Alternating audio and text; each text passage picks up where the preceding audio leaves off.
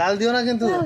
Hello, এই পৃথিবীতে কত ধরনের মেন্টালিটির মানুষ আছে হয়তো এই ভিডিওটা না দেখলে বুঝতে পারবেন না।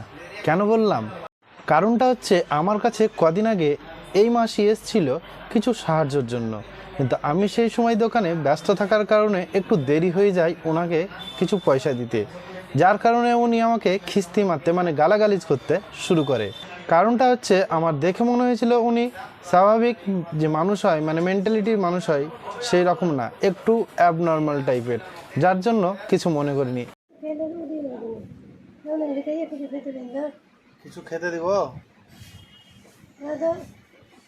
ক টাকা দিব? যা দিব তাই নিবেন? আগের দিন গাল দিয়ে দিয়েছিলেন। হ্যাঁ, ক টাকা দিব?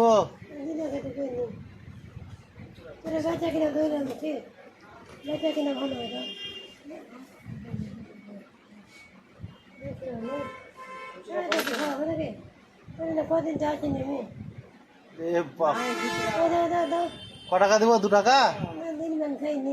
হ্যাঁ, ক টাকা দিবা? 10 টাকা দিবা? 10 টাকাতে খুশি? গাল দিবা না তো? হ্যাঁ, কি?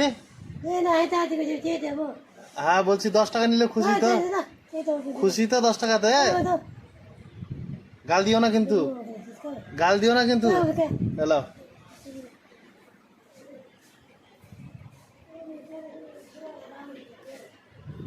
তবে সবশেষে আবারও বলবো এই সব মানুষদের পাশে যে যতটুকু পারবেন দিয়ে সঙ্গে থাকার চেষ্টা করবেন। ধন্যবাদ সকলকে, সুস্থ থাকবেন, ভালো থাকবেন।